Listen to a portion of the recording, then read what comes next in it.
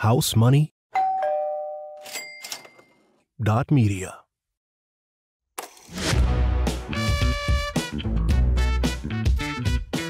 Welcome to episode 77 of Real Estate Maximalist. I'm your host, Alan Corey, author of Housefire and $1 Million by 30. I've been investing for over 20 years. I have over 350 doors now, just closed on a 52 unit. However, my entire investing career started with just one bedroom condo for $99,000. You don't need a massive real estate portfolio to be successful. I was able to leave my day job after 4 rentals, but just having 1 or 2 is all you need to have a bunch of extra income and options in your life and time freedom. That is so valuable the older you get. I promise you that. I want to talk about today's exciting episode. We have Harvard grad Dana Dunford joining us today.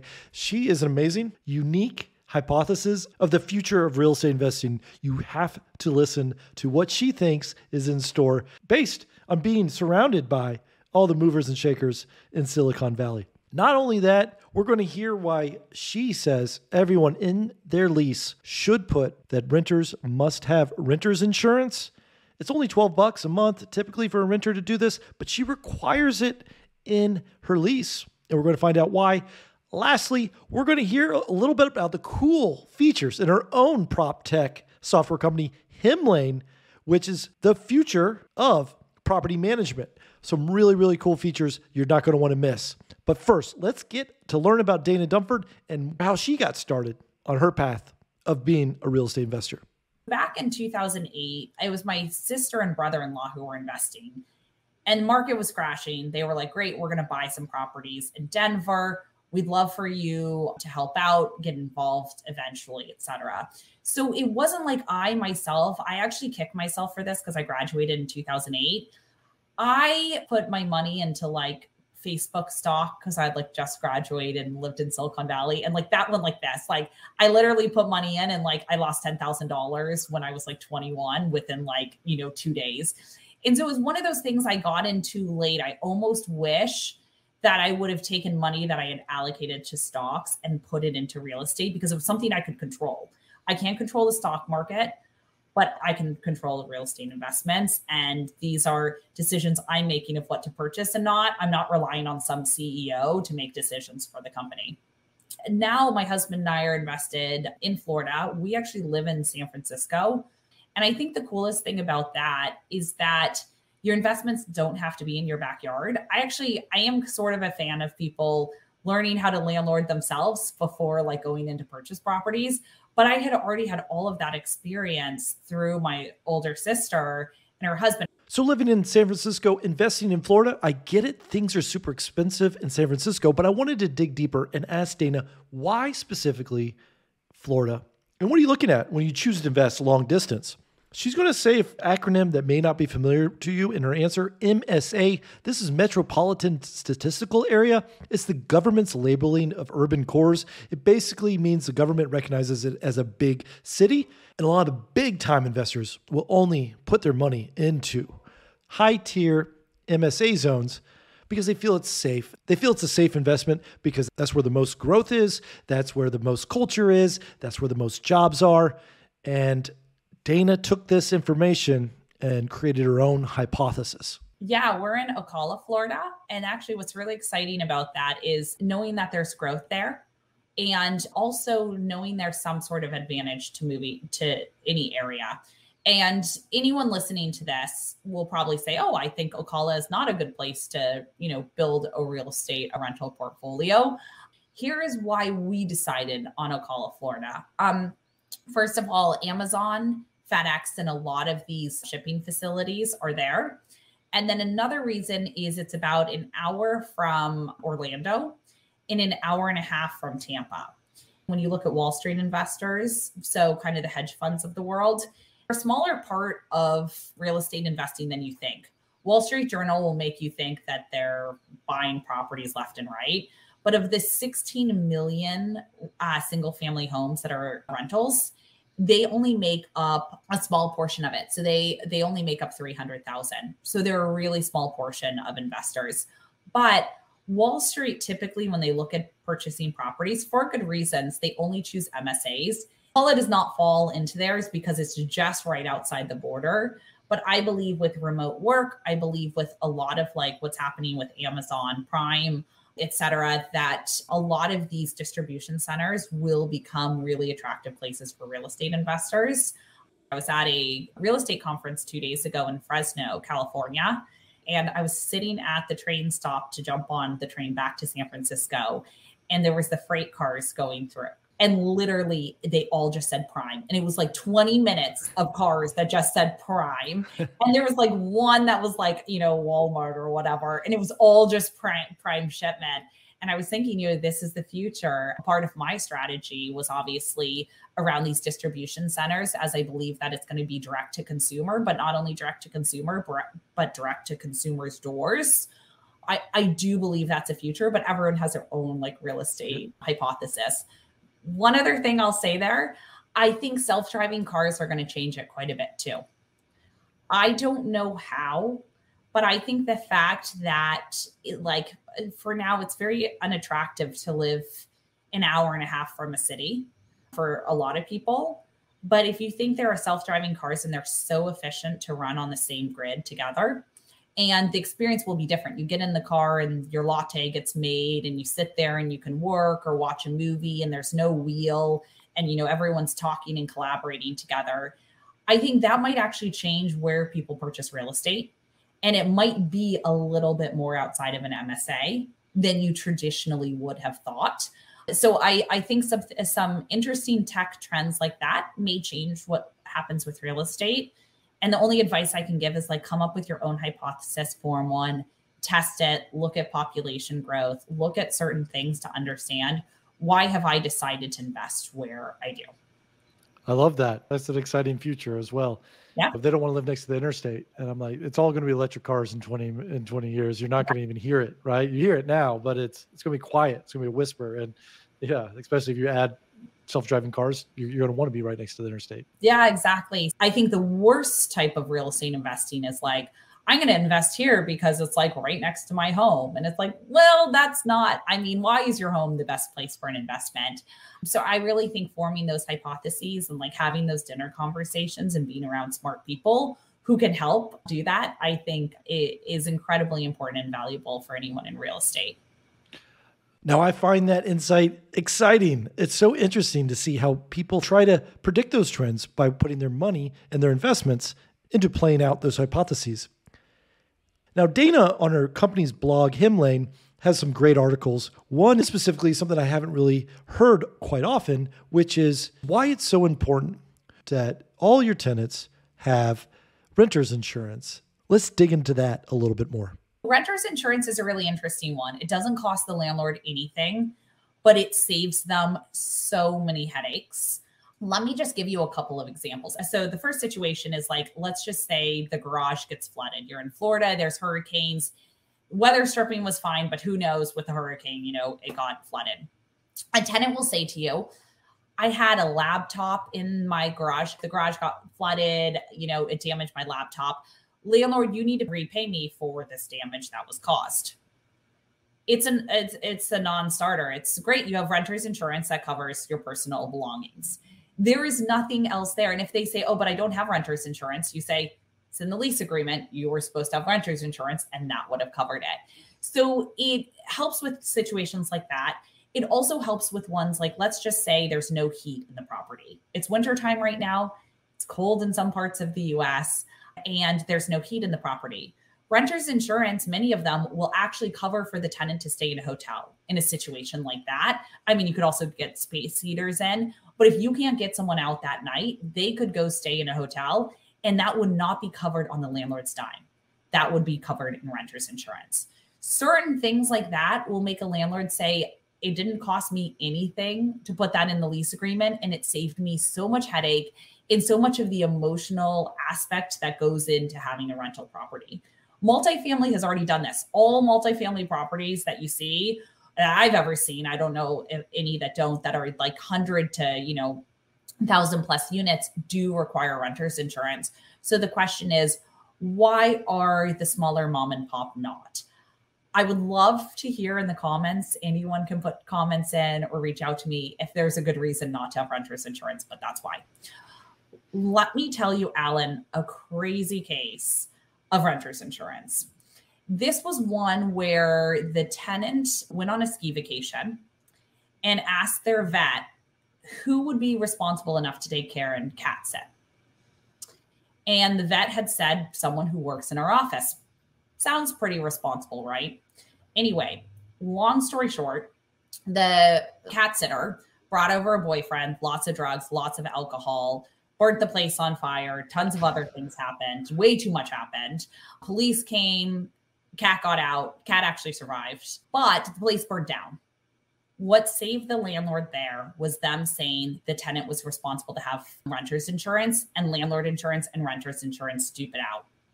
If they had not required that in the lease, the landlord, that was over $1 million property, the landlord could have been responsible, and their insurance obviously goes up, et cetera. They could have been responsible to pay for that. And so there's certain cases like that are like obviously extremes that you would hope would never happen to your rental property, that you get a call from the police that it was like burnt down, person lit the Christmas tree on fire.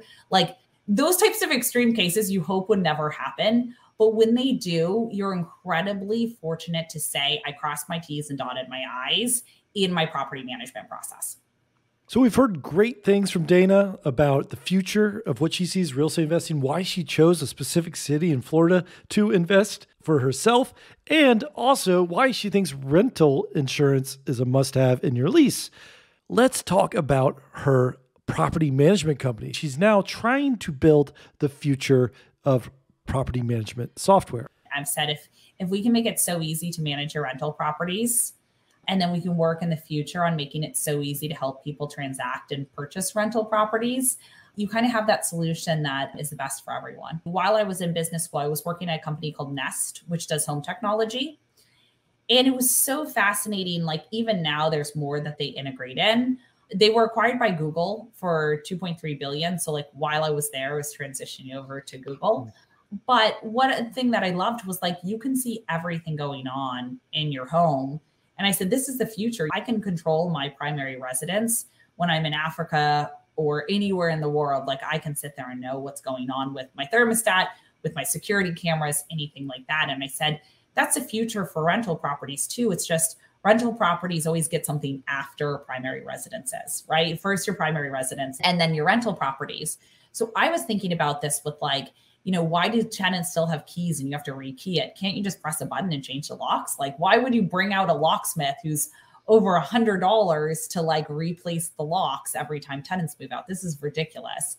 And so really thinking about like what the future looked like in 5 to 10 years versus what today looks like.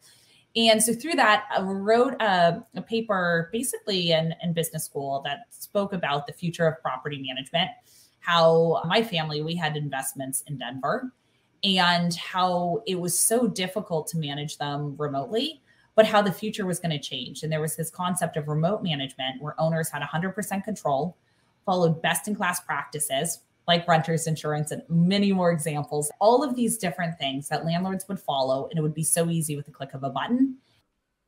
So Dana's Hemlane Property Management, that's Hemlane, Hemlane Property Management System has a niche, your first 20 units. They really want to get that beginner landlord, that mom and pop landlord, small business landlord. This is their niche, and these features are amazing. And if you're a listener, go to hemlane.com/Maxi. It's a little affiliate link for me, and they're going to take some extra special care of you. Some of those features that Hemlane has is repair coordination. So they'll work with your tenants to repair things that doesn't involve the landlord. They'll coordinate with the plumber, the electrician, and get them access without your involvement. What a time saver. They also do guided tours, tenant screening. They basically take what every other property management system is doing and take it to the next level with a lot of virtual assistants and hand-holding and people who will represent you in a live phone call and handle everything that just is a time suck as a landlord. And one other really, really cool feature is something that they call pre-eviction service. Yeah, it's really interesting. This is where I'm like fascinated by products and innovations in prop tech. and how that relates to other industries. So when we started, and still to this day, our target customer owns 1 to 20 rental units. One of the coolest features that we started with an alpha and a beta of this year, and are going live with it actually in 2 weeks, so you guys will be the first to hear about it, is something we call pre-eviction services. And this actually has to do with, tenants paying rent, which is the most important thing. That's 100% of your income as a landlord. And basically the premise behind it is, one, evictions are way too costly, right? They cost too much. And especially lawyers after COVID have just increased their prices. It's insane. Lawyers we used to work with and partner with who were charging $300 per eviction are now charging $1,200. And so it's like, wait, that is again an added expense for a landlord, for a real estate investor. And so we basically launched this service to say, this is one of the most emotional times for a real estate investor, because you're not getting your rent. Someone is living there, right? It's almost better if it's vacant and on market for a bit longer, because now you're saying, wow, someone's not paying me. I don't know when I'm going to get paid. And it's not like I have this end in sight of I'm advertising it and going to place a tenant. And so we started this new service called pre-eviction services. And essentially what it does is, when your tenant is not paying rent, you can press a button in the app and we will go through all of the next steps for you. And the first step is mediation. So mediation is essentially us reaching out to the tenant as a third party with mediators to understand why they're not paying rent. What are the options available? And can we actually resolve this and get the rent into the landlord's bank account within the next 5 days before we serve an eviction notice? And this is really important, because a lot of times, if you come in with that emotional feeling of being the real estate investor, many of you on this are self-managing or thinking about it, there's almost this, suddenly the tenant is defensive. What we found by us coming in is they tell us a lot more of exactly what is going on. And those mediators know, based on data and based on all of their experience working with it, what is the probability based on their situation that we will be able to get the rent? Do they have parents who can help pay for it? Do they have cousins who can give them a loan on it? Can we get them out and figure out, hey, have your cousin pay for it, and within 30 days, we're going to have a move out plan? Like, what can we do to get that money into the owner's bank account? And one of the more interesting things we found is a lot of rental assistant programs. So we've been working with rental assistant programs, ones that tenants weren't even knowledgeable of, to say, hey, this program will be able to get the rent directly to the landlord right away. So that's the first thing. Then we go through and also focus on serving the notices should mediation not work. Then we'll actually serve the notice. We can also do inspections at that point. When we serve the notice, we'll give the proper notice that we will be doing those inspections. And that really helps, because the more data you have as a real estate investor, the more you know about the situation going on. And then finally, it will go to court, and we'll recommend a couple of lawyers you can work with, typically recommend flat rate, who can take that case for you. And so it's been a really successful one. I think one of the coolest things about it is over 86% of the cases that we've had have been solved before going to court, and the landlord has been paid. And so that's really cool to say, hey, court is not always the option for the end solution that you need to go to. How do you help save the real estate investor money by doing this and figuring out how to get their income and also get the tenant out as quickly as possible if needed, or work on some other way for them to consistently pay, so that you as a landlord just know you're going to get your monthly payments every single month. Wow, what a service. I would love it if someone could do all the pre-eviction stuff. If you're going to be a landlord, eventually an eviction is going to happen. You can do it all by yourself, and it'll probably cost you $100, $150. But depending on your state, California being one of them, that's very expensive. You may have to hire an attorney and lawyers and drag this thing out. But this is a service that's going to help everyone, regardless of your state.